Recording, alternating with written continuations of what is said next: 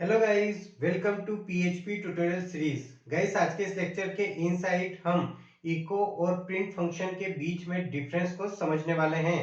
Guys, interview में पूछा जाने वाला ये एक मोस्ट इंपॉर्टेंट क्वेश्चन है जिसको आज इस लेक्चर के इनसाइड हम समझेंगे।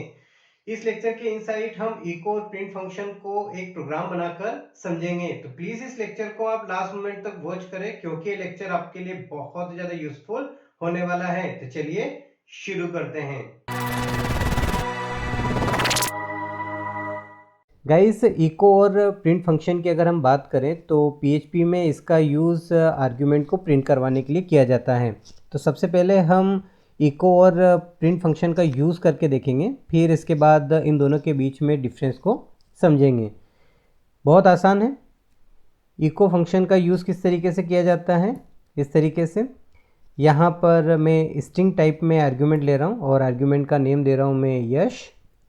मैं यहाँ पर यश प्रिंट करवाना चाहता हूँ, तो यहाँ पर मैंने यश लिख दिया है और अब मैं ब्राउज़र पे रन करके आपको बताता हूँ।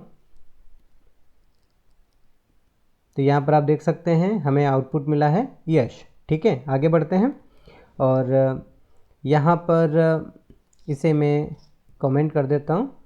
अब इसके बाद मैं यहाँ पर यूज़ कर रहा हूँ प्रिंट फंक्शन।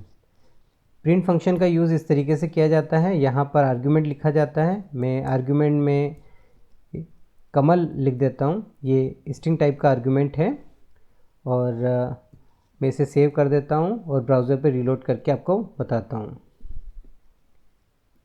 तो यहाँ पर आप देख सकते हैं हमें अब आउटपुट मिला है कमल। मैंने कमेंट कर दिया था इको फंक्शन को, तो यहाँ पर वो हाइड हो चुका है और हमें किसका आउटपुट मिला है, प्रिंट फंक्शन का। यहाँ पर आप देख सकते हैं प्रिंट के इनसाइड मैंने क्या लिखा था, कमल, तो हमें क्या आउटपुट मिला, कमल। ठीक है ना। तो अब आपको ये तो समझ में आ गया होगा कि इको और प्रिंट दोनों ही फंक्शन आर्ग्यूमेंट को प्रिंट करवाते हैं। अब इन दोनों के बीच में डिफरेंस क्या है इसको समझ लेते हैं। बहुत आसान है। मैं अभी प्रिंट फंक्शन को कमेंट कर देता हूँ, इसको हटा देता हूँ वापस से, ठीक है, कमेंट से। और अब मैं यहाँ पर कोमा लगाकर एक और स्ट्रिंग यहाँ पर लिख देता हूँ, थोड़ा सा स्पेस देता हूँ ताकि दोनों के बीच में स्पेस दिखे। और यहाँ पर मैं लिख देता हूँ पोगरा। ठीक है ना। चलिए सेव करते हैं और ब्राउज़र पे रीलोड करके चेक करते हैं। तो यहाँ पर मैं रीलोड करूँगा, यहाँ पर आप देख सकते हैं यश पोगरा हमें आउटपुट में मिला है, यानी कि मैं एक से ज़्यादा आर्गुमेंट यहाँ पर प्रिंट करवा पा रहा हूँ। एक और ले लेते हैं, मैं कोमा लगाता हूँ और इसके बाद डबल कोट के इनसाइड पहले थोड़ा सा स्पेस देता हूँ, इसके बाद मैं यहाँ पर इन दो लिख देता हूँ। ठीक है, और यहाँ पर सेव करते हैं, रीलोड करते हैं। तो यहाँ पर आप देख सकते हैं यश पोगरा इंदौर। ठीक है, समझ में आ गया होगा आपको।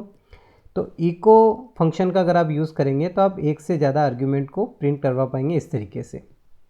अब देखिए मैं इसे यहाँ पर कमेंट करता हूँ और यहाँ इसे कमेंट से हटा देता हूँ। एक बार चेक कर लेते हैं।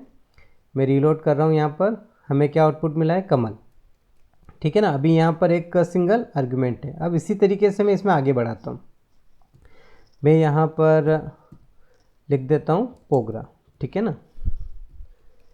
अब देखते हैं क्या होता है। ठीक है, सेव करते हैं इसे और ब्राउज़र पे रीलोड करके चेक करते हैं।